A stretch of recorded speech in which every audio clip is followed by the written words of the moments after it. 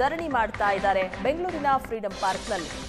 ಕಾಂಗ್ರೆಸ್ ನಾಯಕರು ಮೂರ್ಖರಂತೆ ಮಾತಾಡಿದ್ದಾರೆ. ರಾಹುಲ್ ಗಾಂಧಿ ವಿರುದ್ಧ ವಿಜಯೇಂದ್ರ ಈ ರೀತಿ ಆಕ್ರೋಶ ಹೊರಹಾಕಿದ್ದಾರೆ. ಸೋಲಿನ ಹತಾಶೆಯಿಂದ ರಾಹುಲ್ ಗಾಂಧಿ ಈ ರೀತಿ ಆರೋಪ ಮಾಡಿದ್ದಾರೆ.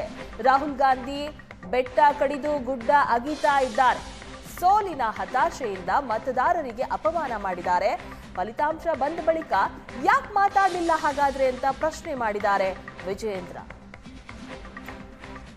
ರಾಹುಲ್ ಗಾಂಧಿ ಅವರು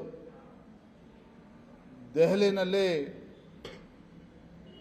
ಕಳೆದ ಲೋಕಸಭಾ ಚುನಾವಣೆಯಲ್ಲಿ ದೇಶದಲ್ಲಿ ಮತ್ತು ಕರ್ನಾಟಕ ರಾಜ್ಯದಲ್ಲೂ ಸಹ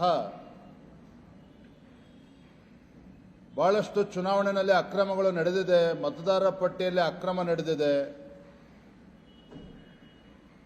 ನಕಲಿ ಮತದಾರರು ಆ ಪಟ್ಟಿಯಲ್ಲಿ ಸೇರಿಕೊಂಡಿದ್ದಾರೆ. ಈ ರೀತಿ ಅನೇಕ ವಿಚಾರಗಳನ್ನು ನಿನ್ನೆ ದೇಶದ ಜನತೆ ಮುಂದೆ ತೆರೆದಿಡ್ತಕ್ಕಂಥ ಕೆಲಸವನ್ನು ಮಾಡಿದ್ದಾರೆ. ರಾಹುಲ್ ಗಾಂಧಿ ಅವರ ಹೇಳಿಕೆ ನಂತರದಲ್ಲಿ ನಮ್ಮ ರಾಜ್ಯದಲ್ಲೂ ಕಾಂಗ್ರೆಸ್ಸಿನ ಹಿರಿಯ ನಾಯಕರು ಮೂರ್ಖರಂತೆ ಮಾತನಾಡಿದ್ದಾರೆ.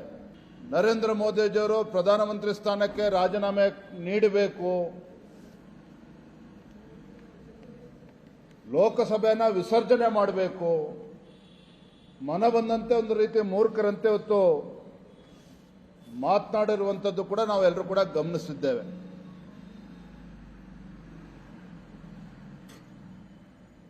ಇವತ್ತು ವಿಶೇಷವಾಗಿ ಮಹದೇವಪುರ ವಿಧಾನಸಭಾ ಕ್ಷೇತ್ರದಲ್ಲಿ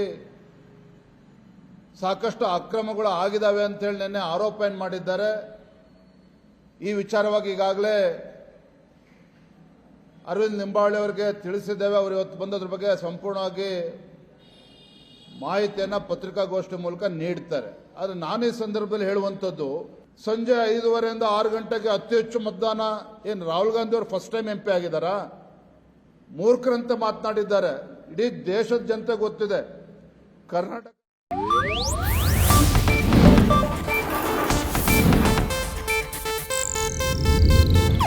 ಇದು ಏಷ್ಯಾನೆಟ್ ನ್ಯೂಸ್ ನೆಟ್ವರ್ಕ್ ಪ್ರಸ್ತುತಿ.